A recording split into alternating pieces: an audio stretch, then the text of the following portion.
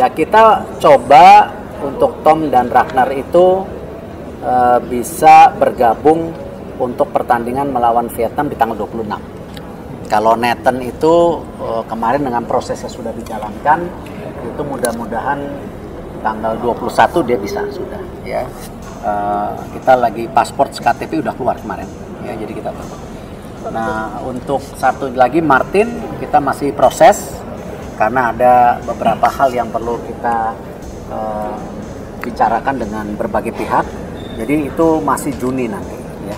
Pak Ketua Umum Pak Erick Thohir, saya juga WA untuk menanyakan ini ke beliau dan akhirnya pada pagi hari ya beliau sudah, ya tadi pagi beliau sudah membalas bahwa semua ini sudah oke ya, dan berdoa agar kedua pemain ini bisa datang lagi. Artinya mereka akan diundang lagi ya, diminta untuk datang. Wah capek banget nih ya, bolak-balik. Tapi demi untuk Merah Putih, demi untuk Indonesia, saya pikir Ragnar tetap komit bersama dengan Tom. Pasti mereka sudah di-call, sudah diberitahu bahwa semua surat mereka sudah oke, dan Pak Erick mengatakan bahwa jika semua mulus, mereka akan datang pada minggu depan dan langsung diambil sumpah. Setelah ambil sumpah, mereka bisa main itu ya, diupayakan melawan Vietnam di pertandingan kedua di Maidin Stadium pada tanggal 26. Ini yang diharapkan oleh Pak Ketua. Berarti kalau mereka langsung ambil sumpah, perpindahan federasi itu langsung hajar, gas, untuk mereka bisa ikut bersama dengan tim. Jadi habis sumpah sudah nggak pulang. Mereka mungkin bisa datang, bisa menonton pertandingan pertama, mungkin dari tribun di GBK, menyaksikan tim asuhan STY ini bertarung melawan The Golden Star Warriors, julukan bagi Vietnam, dan mereka baru bisa ikut dengan tim pada tanggal 2 bermain pada tanggal 26, karena melawan Vietnam itu 21, besoknya tidak lama-lama itu berangkat dengan jet pribadi atau disewa khusus, mungkin pesawat sewa khusus oleh PSSI ya, oleh Pak Erick ini, untuk membawa tim kita, rombongan tim Indonesia langsung berangkat ke Hanoi.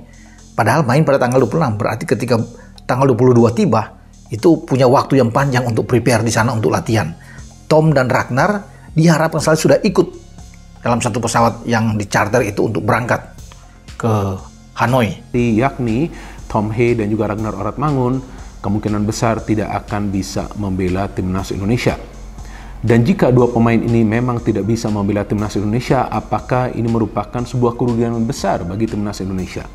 Kalau menurut berita-berita yang saya baca, ya mulai dari tadi pagi di beberapa media dan juga di beberapa akun media sosial, maka kesimpulannya adalah bahwa timnas Indonesia akan bisa sulit menang lawan Vietnam karena absennya dua pemain ini.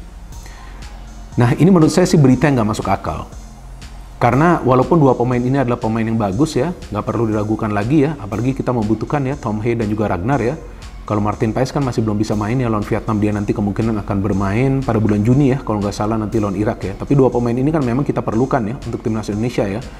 Tapi menurut saya lebay juga sih jika sampai kita simpulkan bahwa tanpa dua pemain ini maka timnas Indonesia akan sulit meraih kemenangan lawan Vietnam. Karena faktanya di Piala Asia lalu timnas Indonesia bisa mengalahkan Vietnam kok tanpa dua pemain ini. Betul, dengan adanya dua pemain ini tentu akan menambah kekuatan bagi timnas Indonesia. Tapi kan dua pemain ini juga bukan merupakan superhuman ya, atau manusia super gitu, yang akan tiba-tiba menyulap permainan dari timnas Indonesia dan kemudian serta-merta bisa menang lawan Vietnam. Enggak juga kan. Karena permainan sepak bola itu kan dimainkan oleh 11 pemain ya, bukan satu atau dua pemain. Jadi wajar saja jika kita merasa kecewa atau juga sedih ya bahwa dua pemain ini belum bisa mengambil sumpah WNI dan tidak akan menjadi bagian dari skuad Garuda untuk dua pertandingan lawan Vietnam tersebut. Tapi ya gak benar juga jika kemudian kita menganggap bahwa timnas Indonesia akan sangat kesulitan lawan Vietnam, karena kita juga punya pemain-pemain lain yang bagus di dalam skuad. Bahkan ada dua pemain diaspora Indonesia tambahan kan, seperti J. Itses dan juga Nathan Choaon. J. Itses di bulan Desember lalu ya, tahun lalu telah mengambil sumpah WNI dan dia akan menjadi bagian dari skuad Garuda, sama juga seperti Nathan Choaon yang baru saja mengambil sumpah WNI. Jadi ya kita sudah ada tambahan dua pemain lagi di lini pertahanan. Oke lah, di lini tengah kita akan kehilangan Tom Hee, tapi kan kita masih punya Justin Hubner, kita masih punya Ricky Kambuaya yang bisa bermain, dan kita juga masih punya Marcelino jika Sintayong memilih untuk memainkan Marcelino di tengah, dan kemudian di depan jika Ragnar memang nggak main, kita masih punya Rafael Struijk yang sebetulnya bisa bermain di sektor sebelah kiri sebagai penyerang sayap atau juga bisa memainkan Witan Sulaiman. Saya hanya ingin mengingatkan juga fungsi dari federasi untuk menagih janji dari Sintayong itu. Emang janjinya dulu apa, Bang? Ya pasti kan tanpa harus melihat kontraknya waktu dia sign kontrak. Itu kan logikanya secara profesional, objektif dan proporsional kan pasti. Tahapan targetnya kan pasti terukur lah. Level Asia Tenggara, SEA Games, AFF, lalu level Asia kan begitu. Menurut saya sih itu aja ditagih. Dan sampai sekarang kan nggak konkret. Ya memang pasti namanya pelatih di mana-mana pasti ada target lah dikejar. Dan pasti pelatih pun ketika menawarkan dirinya, pasti dia katakan bahwa dia punya target. Kalau saya jadi pelatih, maka saya ini kan gitu ya. Jadi memang wajar kalau ditagih-tagih gitu ya. Betul, dan saya mengamati dia kan bilang bahwa dia tahu caranya juara, caranya menang dan juara. Itu ada jejak digitalnya. Kalau kita keywordnya itu gitu ya. Dia tahu caranya menang dan juara, tapi kan belum sampai juga. Jadi inilah pentingnya sebuah friendly match.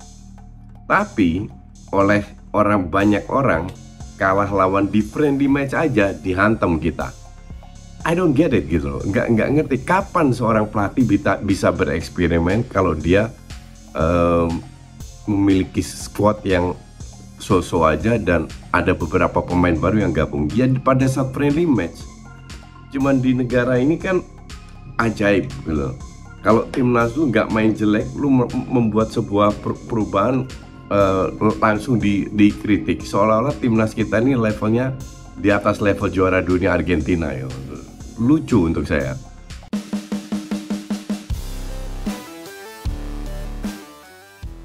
Ketua Umum PSSI, Erick Thohir, membuka peluang dua pemain keturunan Indonesia, Ragnar Oratmangun dan Tom Haye, main saat Timnas Indonesia tandang ke markas Timnas Vietnam dalam lanjutan kualifikasi Piala Dunia 2026 zona Asia.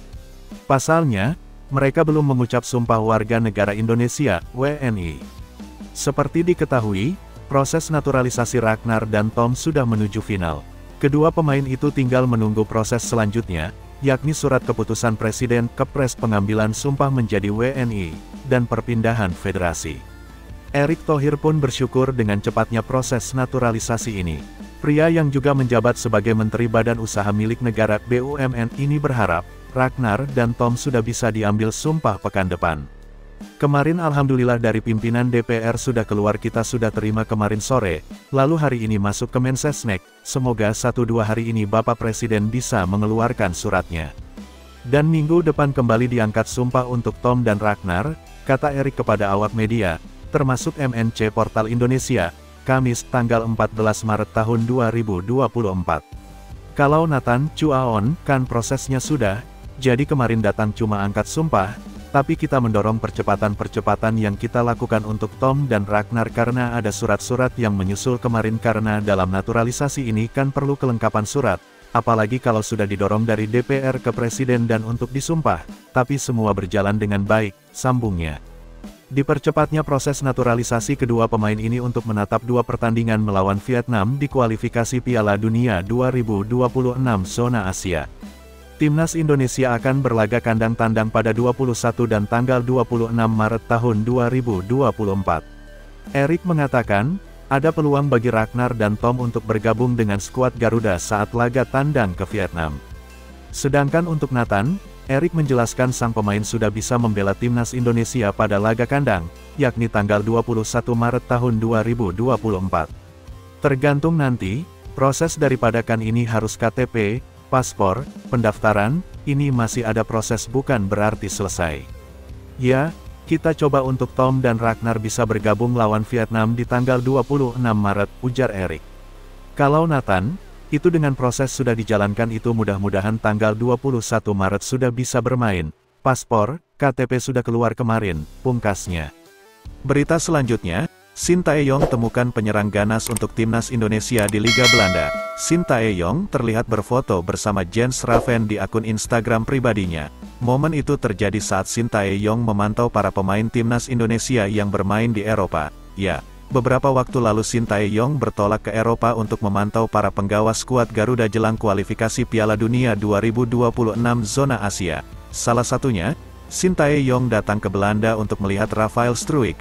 Pada momen itulah, Sintayong terlihat berfoto bersama Jens Raven dan Rafael Struijk di lapangan. Unggahan pelatih asal Korea Selatan itu pun memunculkan berbagai spekulasi dari para pecinta sepak bola tanah air. Banyak yang beranggapan postingan Sintayong tadi sebagai isyarat Jens Raven akan bergabung ke timnas Indonesia. Jens Raven sendiri memang merupakan salah satu striker yang cukup produktif di Liga Belanda. Bermain di kompetisi umur U21, Jens Raven diketahui sudah mencetak 6 gol dari 13 pertandingan bersama timnya, Dordrecht U21. Catatan itu terbilang cukup baik mengingat usianya yang baru 18 tahun. Kembali ke Sintayong, selain memantau para pemain timnas Indonesia yang berkarir di Eropa, pelatih 53 tahun itu sebenarnya juga memiliki misi lain. Pasalnya, ia juga mencari pemain keturunan lainnya untuk memperkuat skuad Garuda. Tak heran kalau rumor mengenai bergabungnya Jens Raven ke timnas Indonesia ramai dibicarakan netizen tanah air. Tidak bisa dipungkiri, meski sudah diperkuat sejumlah pemain keturunan, saat ini skuad Garuda masih membutuhkan sosok striker tajam untuk menambah daya gedor di lini serang mereka. Raven bisa menjadi penyerang masa depan timnas Indonesia setelah menunjukkan performa apik bersama Dordrecht U21. Sebab, ia telah membuat 6 gol dari 13 laga pada musim tahun 2023 sampai tahun 2024.